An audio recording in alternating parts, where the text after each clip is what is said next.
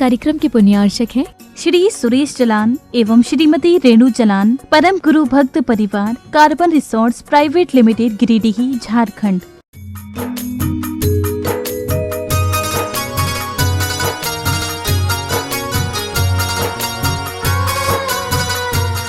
जय बोलो देवादिदेव 1008 श्री भगवान महावीर स्वामी की जय जय जय। अहिंसा परमो धर्म की जय जय जय। परम पूज आचार्य गुरुवर श्री विद्यासागर जी महाराज की जय जय जय। पूज मुनिवर श्री प्रमाण सागर जी महाराज की। पानी जिस मिट्टी को गला करके बहा देता है, वही माटी घड़ा का रूप धारण कर अवे के आँच में पककर तपकर बाहर निकलती है, तो उसी पानी को अपने भीतर समाने की सामर्थ्य पा लेती है।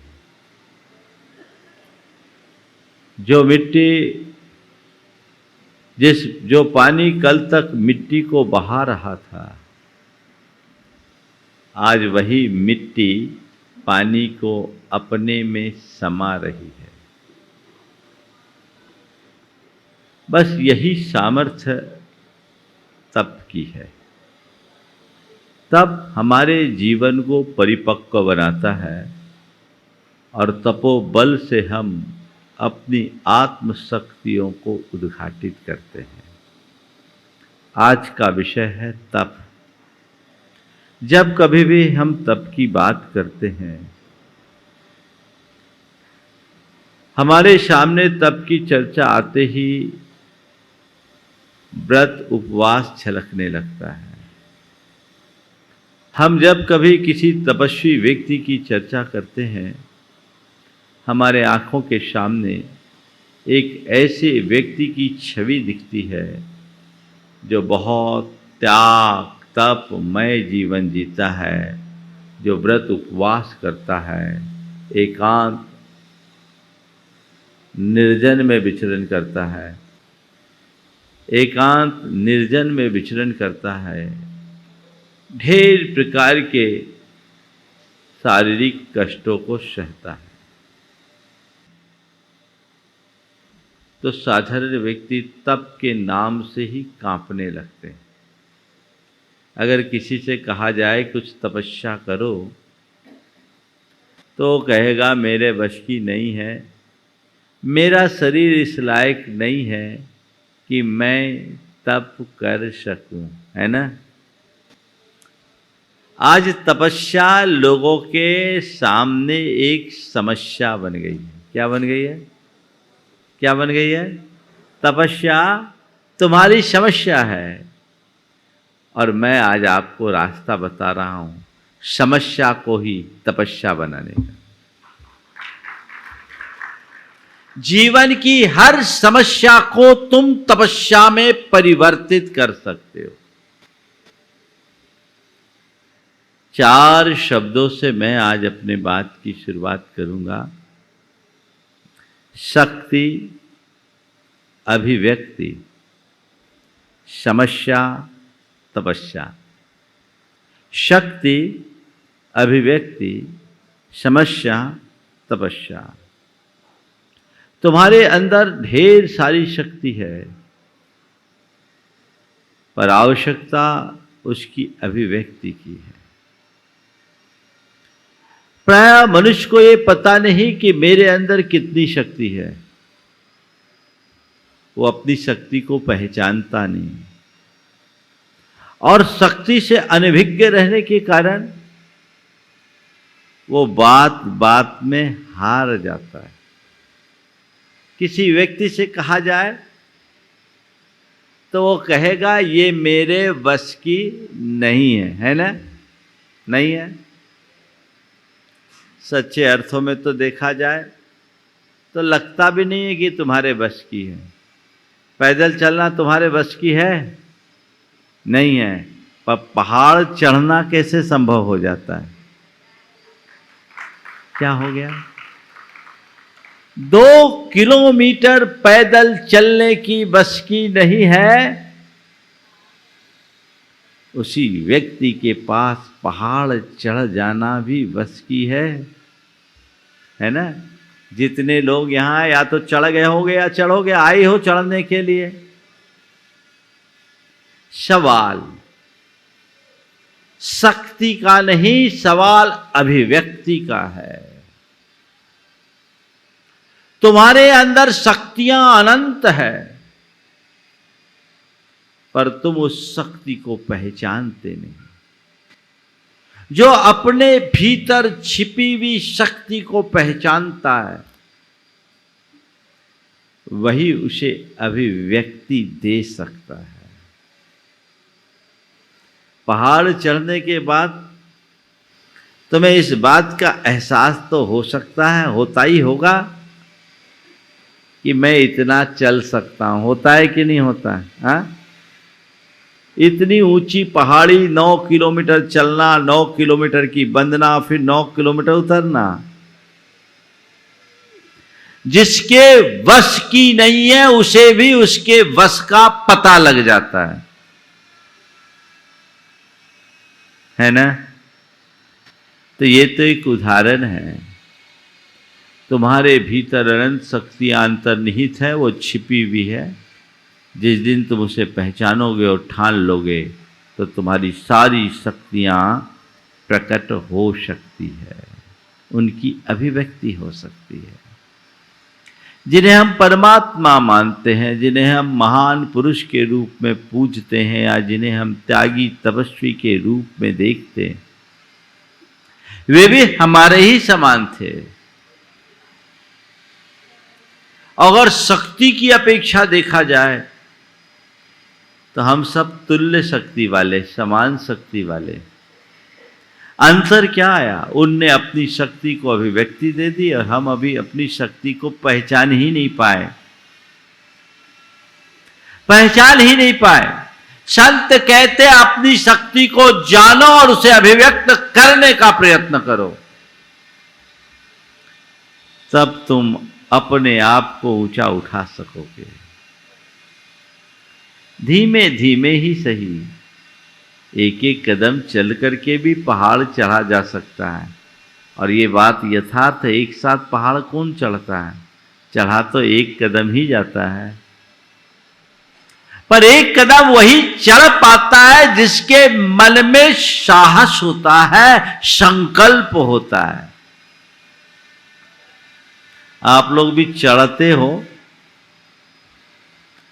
तो कुछ लोग सोचते तो हैं चढ़ेंगे, 1-8 किलोमीटर में ही फेल हो जाते हैं, फिर कोई डोली या सवारी ढूंढने लगते हैं। क्यों? अब हमारे बस का नहीं है। लेकिन जो लोग संकल्पित होकर के जाते हैं कि नहीं, मुझे तो पैदल ही वंदना करनी है और पूरी वंदना करनी है, वो क्या करते हैं? चाहे आंधी हो, तूफान हो, बरसात हो, कोई भी बाधा हो, उन सब की अनदेखी करके सीधे पूरी वंदना कर आते हैं। करते हैं ना? ये नित्य का अनुभव है। तो इसी प्रकार अपनी शक्ति को पहचान कर जो उस रास्ते पर चलते हैं, वे ही अपने जीवन में सफलीभूत होते हैं। गुरुदेव कहते हैं, तन मिला तुम तप करो, करो कर्म का नाश, रवि शशि से भी अधिक है तुम में दिव्य प्रकाश। तुम्हें तन मिला है, तप करो, तप करके तुम कर्म का नाश करो। तुम्हारे पास सूरज चंद्रमा से भी ज्यादा प्रकाश है, उसका एहसास करो, पहचानो। धीमे धीमे ज्यों ज्यों हम अपनी शक्ति को पहचान कर उसके अभिव्यक्ति का प्रयत्न करते हैं, हमारी चेतना का गुणात्मक परिवर्तन होने लगता है। तो जो भी हम तप करें, अभ्यास करें, धीरे धीरे उसका विकास हो सकता है। लेकिन आज मैं आपको तप का एक अलग रूप दर्शा रहा हूं। जिन लोगों से व्रत उपवास नहीं हो पाते, जो लोग ज्यादा त्याग संयम नहीं रख सकते, उनको चिंता करने की जरूरत नहीं है। वो भी तपस्या कर सकते हैं। त्याग संयम के अभाव में भी आप तपोमय जीवन जी सकते हो। कैसे? देखिए, आज तपस्या का एक अलग रूप कुरल काव्य में आया है, जो मैं आज आपको बता रहा हूं। शांति पूर्वक दुख सहन करना और जीव हिंसा न करना, बस इन्हीं में तपस्या का समस्त सार है। शांति पूर्वक दुख सहन करना और जीव हिंसा न करना, इसमें ही तपस्या का समस्त सार है। तुमसे उपवास नहीं होता चलेगा, तुम एक जगह ध्यान लगा के नहीं बैठ सकते चलेगा, तुम एक आसन में नहीं बैठ सकते चलेगा, चलो, पर अपने दुखों को सहना शुरू कर दो और हिंसा से विरत हो जाओ। यही सबसे बड़ी तपस्या है। दुख को सहन करो। सच्चे अर्थों में दुख सहने की चीज है। आप तपस्या करना चाहते हैं ना? चलिए, मैं नहीं कहूंगा कि अष्टमी चौदस उपवास करो, मैं नहीं कहूंगा कि आप ऐसा करो वैसा करो, पर जीवन में कोई भी दुख आए, आप दुख को दुख मानना बंद करो और दुख को दुख मानने की जगह उसे अपना कर्म काटने का निमित्त मान लो। वही दुख तुम्हारी तपस्या होगी। एक व्यक्ति के जीवन में जब कोई दुख आता है तो उसे समस्या दिखती, अब क्या होगा, अब क्या होगा, अब क्या होगा, मुश्किल मुश्किल मुश्किल दिखाई पड़ती है। दुख उसके लिए समस्या है जो अज्ञानी है, और जो ज्ञानी है उसके लिए वही दुख एक तपस्या है। तुम अपनी समस्या को तपस्या में बदल सकते हो, चाहे वो शारीरिक कष्ट हो, चाहे वो वाचिक दुख हो, चाहे वो मानसिक। मुझे सहन करना है, दुख को सहन करना है। प्रतिकूल प्रसंगों में मन में समता और स्थिरता रखना ही सबसे बड़ी तपस्या है।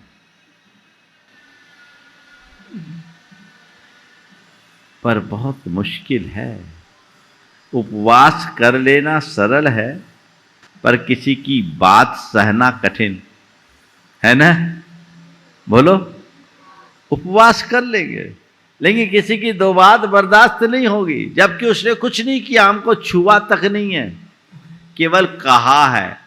एक बार गुरुदेव ने हम लोगों को संबोधित करते हुए कहा कि केश लोच की पीड़ा हंसते हंसते सह लेते हो, साधर्मी की दो बात नहीं सह पाते, बहुत लग जाती है।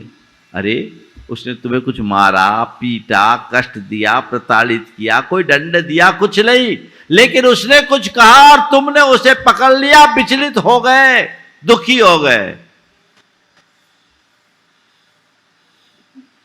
है ना? तो जब भी कोई कष्ट आए, कोई मुश्किल हो, कोई परेशानी हो, चाहे शारीरिक हो, चाहे वाचिक हो, चाहे मानसिक हो, चाहे पारिवारिक हो, चाहे सामाजिक हो, चाहे आर्थिक हो, उस कष्ट को कष्ट के रूप में मत देखो, उसे कर्म काटने के निमित्त के रूप में देखो। तुम्हारी समस्या भी तपस्या बन जाएगी। देखिए समस्या कैसे तपस्या बनती। मेरे संपर्क में एक सज्जन है जो वर्तमान में एक उच्चाधिकारी है, बड़े धर्मात्मा। विवाह के पूर्व ही उस व्यक्ति को स्वयंभू स्तोत्र वगैरह सब कंठस्थ था। हम जब ब्रह्मचारी थे तब वो संग में आते थे, ये सब चीजें कंठस्थ। पर उस व्यक्ति की कुछ शारीरिक दुर्बलता थी, इसलिए उसने विवाह किया। वो चाहता था कि मैं एक आदर्श श्रावक बन करके समाज के लिए कुछ कर सकूं, तो वो अपने विचारों के अनुकूल जोड़ी की तलाश में था, पर उसको उसके लायक लड़की नहीं मिली। परिवार के दबाव के आगे उसने फिर सरेंडर कर दिया कि अब जो मेरा भाग्य हो, आपको जहां मेरा संबंध करना है कर दीजिए। और क्या बताऊं, उसे जो लड़की मिली वो उसी के लायक थी, दूसरा झेल नहीं सकता, उसी के लायक।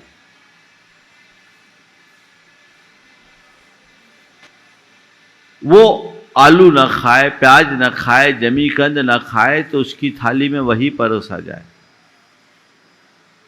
लेकिन धन्य है वो जीव, कोई प्रतिवाद नहीं करता, कोई प्रतिक्रिया नहीं करता, हंसते मुस्कुराते हुए बाकी चीजें खा ले, उस चीज को उठा के एक तरफ रख दे। और कई बार ऐसा हुआ कि उसे केवल पानी पी के संतोष करना पड़ता था, बाहर खाता नहीं।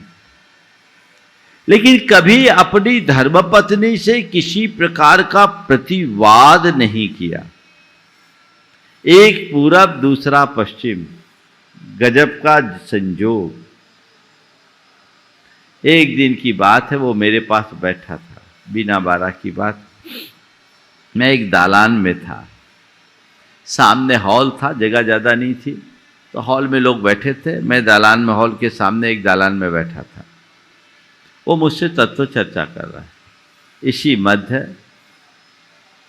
उसकी धर्मपत्नी के पास उसकी बच्ची थी, दूध पीती बच्ची, वो रोने लगी और धर्मपत्नी ने वहीं से आंखें दिखाई।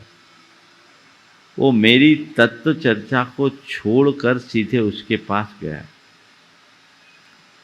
और इतनी जली कटी सुनाई कि एक पल को मुझे भी तरस आ गया। पर वो कुछ नहीं, चुपचाप बच्ची को लिया, थपथपाते हुए उसे चुप किया। 2, 3, 4 मिनट तक वो बड़बड़ाती रही, तब तक बच्ची शांत हुई। और बच्ची शांत होने के बाद जब सब कुछ ठीक हुआ तो वापस मेरे पास आया। आकर के जब मेरे पास बैठा तो मैंने ऐसे ही पूछा, भैया क्या कर रहे हो?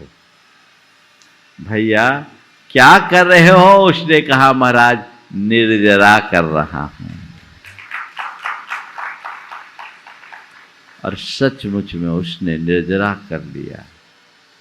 उसकी पत्नी का हृदय परिवर्तन हो गया। आज उसकी धर्मपत्नी उसके कदम से कदम मिलाकर, बल्कि कुछ मामलों में उससे 2 कदम आगे निकल गई। उसने एक बात कही थी जो आज के संदर्भ में आप सबको ध्यान देने योग्य है। उसने कहा, महाराज मैं तो निकलना चाहता था आपके मार्ग में, अपनी दुर्बलता, परिवार वालों के दबाव के कारण मैं नहीं निकल पाया, पर मुझे लगता है कि मेरा ये जन्म तपस्या के लिए हुआ है। आपके रास्ते पर चल करके तपस्या नहीं कर पाया तो कोई बात नहीं, मैं इस अर्थ में अपने आप को खुश नसीब समझता हूँ कि मुझे ऐसी धर्म पत्नी मिली जो 24 घंटे तपस्या करा रही है। 24 घंटे जिसके निमित्त से मेरा तप हो रहा है।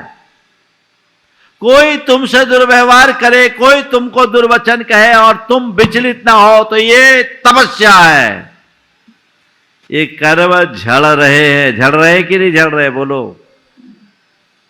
तुमसे कुछ अनर्गल कहे, तुम्हारे विरुद्ध व्यवहार करे, तुमसे दुर्वचन कहे और तुम उससे प्रभावित होगे तो कर्म बांधोगे और उसकी बात को सुनकर अनसुना करोगे, अपने अंदर समता रखोगे तो कर्म काटोगे। बोलो, क्या करना है? तपस्या करना है कि समस्या में उलझना है? हाँ, क्या करना है? दुख को सहन करना और जीव हिंसा न करना, बस इन्हीं में तपस्या का समस्त सार है। और कैसे सहना? शांति पूर्वक दुख को सहन करना और हिंसा न करना, बस इसी में तप का समस्त सार है। ये एक वाक्य पूरे जिनवानी का निचोड़ है। अगर ऐसी तपस्या करने लगो तो तुम गृहस्थ होकर के भी साधु हो सकते हो। किया जा सकता है कि नहीं? अच्छा ये बताओ, आनंद उलझने में है कि समता रखने में? हाँ बोलो, करते क्या हो? उलझने में समस्या है और सहने में तपस्या। तय करो तुम्हें क्या करना है। तपस्या या समस्या? बोलो।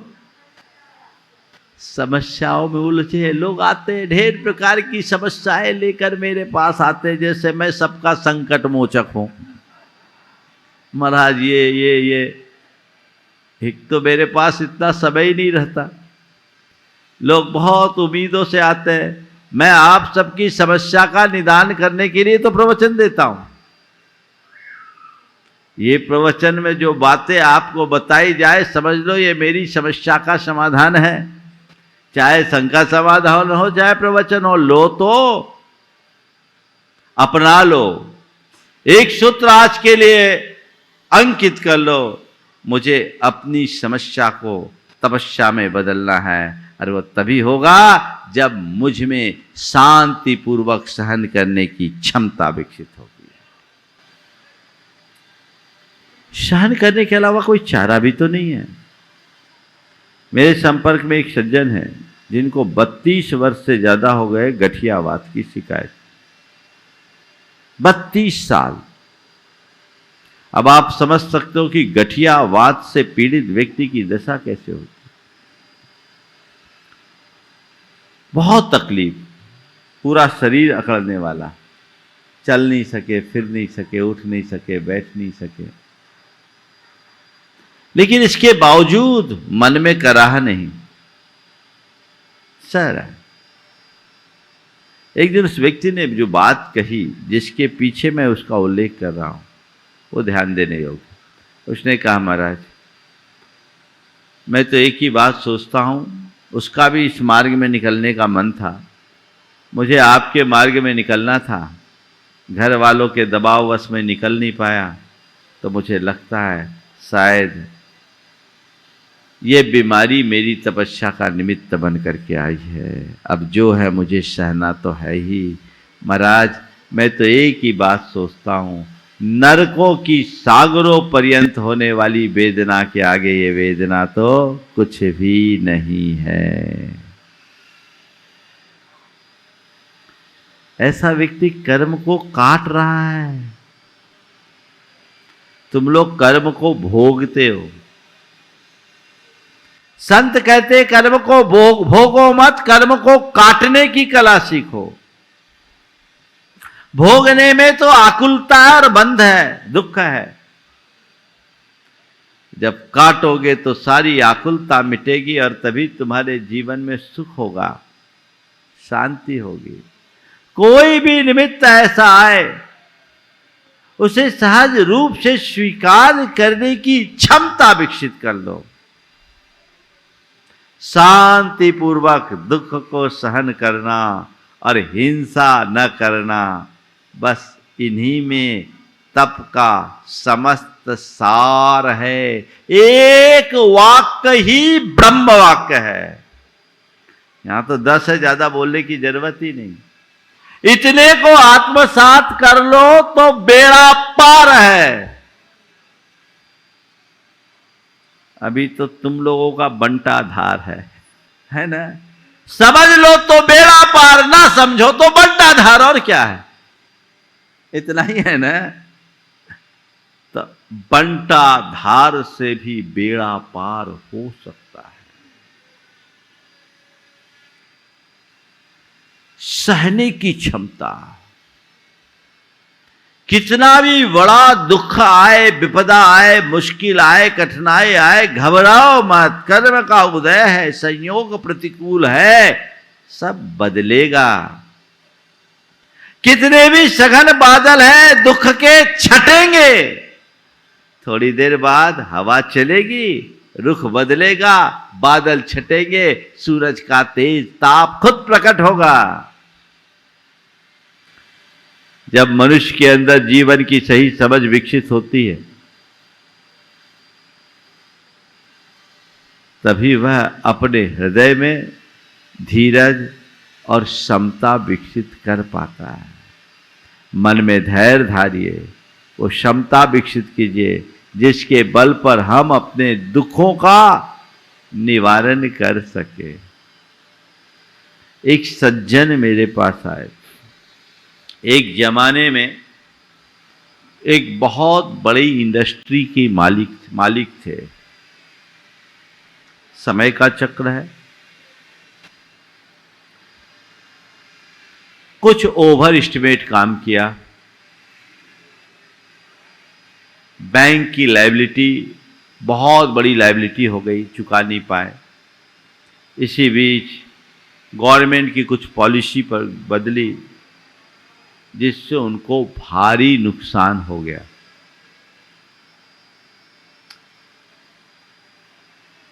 अरबों का कारोबार करने वाले के ऊपर एकदम से विपत्ति का पहाड़ टूट गया। मैं अक्सर कहता हूं, ओवर एस्टिमेट काम कभी नहीं करना चाहिए। 3-4 सालों में उस व्यक्ति की स्थिति बहुत भयानक हो गई। एनपीए होने के कारण कई फैक्ट्रियां नीलाम हो गई, कुछ केस भी चल गया, केस भी बड़ा संगीन। अब बहुत उलझन में। सन 2014 में जब मैं यहाँ था तो वो सज्जन मेरे पास आए, चेहरा एकदम मायूस, थका हारा सा। जानकारी मुझे थी। उन्होंने जब बात कही तो मैंने उनसे एक ही बात कही कि तुम्हारी परिस्थिति को तो मैं नहीं बदल सकता, पर तुम चाहो तो तुम्हारे दिमाग का बोझ मैं अभी उतार सकता हूं। बोला महाराज, सब जगह से हार कर आपके पास आया हूं। मुझसे जिसने जो कहा मैंने वो किया, जो पूजा पाठ व्रत व्रत जो जाप जो मुझसे कहा गया सब मैंने किया, हुआ नहीं। हम बोले भैया, जिस तरह की पॉलिसी तुमने अपनाई वो होगा भी नहीं। वजन लेके पहाड़ कौन चढ़ सकता है? पर मैं आपसे एक बात पूछता हूं, ये बताओ जो था वो क्या तुम्हारा था? तुम क्या लेकर आए थे? बोले महाराज, मैंने अपने कैरियर की शुरुआत 500 रुपए से की थी। बोले अब जब तुमने शुरुआत 500 से की थी तो आज तो 500 से ज़्यादा तुम्हारे पास है। बोला है। तो हमने कहा तुम खोए हो कि पाए हो? भूल जाओ। न था वह तुम्हारा है, न होगा वह तुम्हारा है। ये तो आना जाना है, संयोग है, बनते बदलते, भूल जाओ। तुम इसमें दिमाग लगाने की जगह ये सोचो कि तुम्हारे बेटे तुम्हारे योग्य, पढ़े लिखे, दोनों बेटे पढ़े लिखे थे। अब तुम ये सोचो कि मैं नई गिनती शुरू करूंगा और सब रास्ता खुल जाएगा। जो खो गया सो खो जाने दो, चैन को मत जाने दो। ये जीवन में कठिनाई नहीं, नुकसान नहीं, एक नसीहत है। ऐसा रास्ता लेकर के चलो। मैंने उस व्यक्ति को संबोधा, देखते देखते चेहरे में प्रसन्नता आ गई। हमने कहा बस अब इस समस्या को समस्या की तरह देखने की जगह तपस्या के रूप में देखना शुरू कर दो, तो तुम्हारा जीवन धन्य हो उठेगा और अपने जीवन को आगे बढ़ाने में समर्थ हो सकोगे। उस व्यक्ति के मन में बहुत प्रसन्नता आई। मेरे संबोधन के बाद उसने एक नई शुरुआत की और 2014 के बाद 3 साल में 2017 में वापस अपनी अच्छी स्थिति में आना शुरू हो गए। स्थिति ठीक है, व्यक्ति चढ़ता है, गिरता है, संभलता है, ये जीवन का चक्र चलता रहता है। ऐसे चक्र में हम अपने जीवन की दिशा को ठीक बनाएं और अपना पथ प्रशस्त करें। इसी भाव के साथ यहीं पर विराम। बोलिए परम पूज्य आचार्य गुरुवर श्री विद्यासागर जी महाराज। इस कार्यक्रम के पुण्यार्चक थे श्री सुरेश जलान एवं श्रीमती रेणु जलान, परम गुरु भक्त परिवार, carbon resorts private limited, Giridih, Jharkhand.